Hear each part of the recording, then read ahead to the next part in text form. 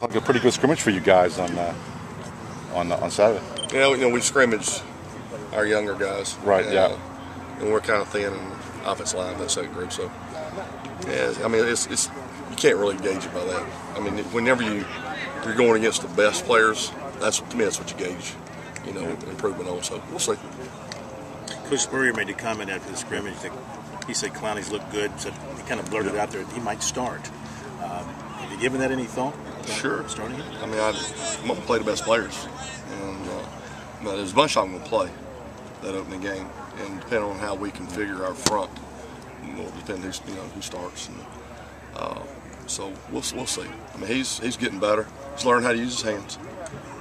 Most kids coming out of high school, that's the one thing they don't know how to do. He's gotten better and better and better with it, and again, they play off of talent in high school. When they get to college, you got to play off fundamentals, and he's getting better at that. If you started a three-man front, would it be Devin, Melvin, and Jadavian? Don't know yet. Hope we don't have to start a three-man front. Right. We think a lot of these guys are some of our better players, so having four of them on the field would probably be advantageous to us. How is Jadavian taken to instruction? Is he pretty coachable? Very coachable. The three things about him that you would never know, when he was being recruited. Number one, he's very humble. Number two, tremendous competitor. And then number three, I mean, he wants to be coached. He comes up and he says, "Coach." He wants to be coached. That's one of the reasons he came here, because I told him, I wasn't going to call anything. You're going to get coached. And but he wants that. It's very impressive to me that a guy with, maybe the recruiting, whatever y'all do to him in recruiting, all that stuff, but he really, he wants to learn, and I've been very impressed with that. How's the D tackle spot next to Travian? How's that shape up right now? Building a lot of depth. Yeah. Building a lot of depth. All those guys bring different things to the table. Yeah. And again, depends on who we play. Brad, what's one thing that Jadavian has done on the field that makes you go, wow? He has tremendous acceleration. When he mentally sees what he needs to see, he can really accelerate to the football. And that's, I haven't taught him that. That's something that's God-given. That's mom and daddy right there. But he is tremendous acceleration, and again, he'll play physical too. You talked several times about showing Chaz Sutton clips of Cliff Matthews. Is Chaz developing like you wanted this? He is now. He is now. And again, the whole thing is staying injury-free. If you stay away from injuries, you can improve. It's hard to improve if you're not out here on the football field. And he just had injuries during his career, so hopefully we got him healthy now for a long time. And I've been really pleased with what Chaz is doing. I think he can be a tremendous football player for us. Where are the Dixons figuring in right now? Red shirt. Both of them? Well, G. I call him Junior and G. Right. Junior's the big one. G's the little one, whatever. But G's got that leg, it's like a stress fracture. And then Junior, they're just not ready yet.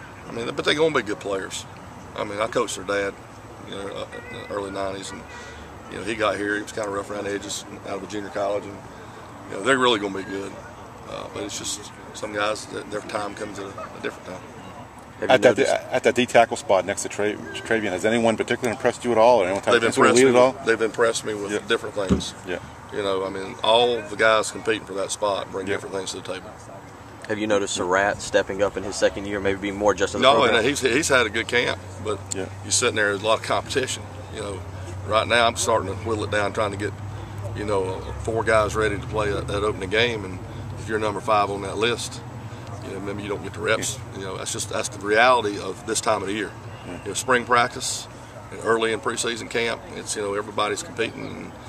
But when you start getting within about a week and a half or so to the game, now you whittle down to who's going to play, because you got a game plan you got to teach, and you got to make sure they understand it. Because the most important thing is that we're not patting everybody on the back, getting playing time. We're winning this ball game. In Division I football, and I believe this my entire career, Division I football, the winning is what's fun. That's the fun in Division I football.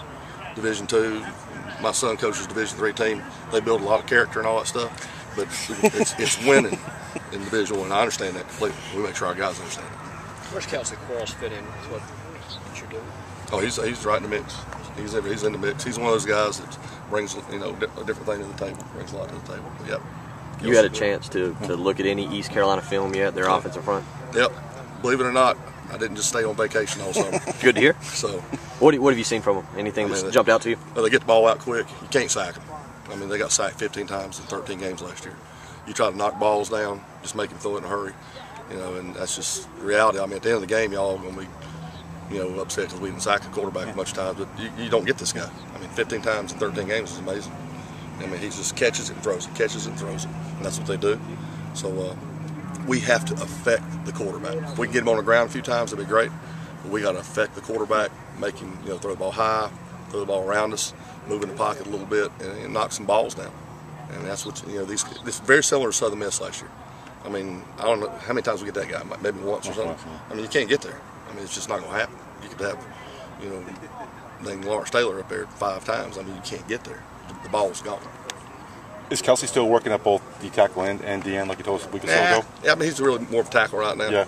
And maybe in the spring I'll kind of do some more in with and stuff with him. I think we may have jumped the gun a little bit. I had him there for a night or two, and you know, but he's going to be fine.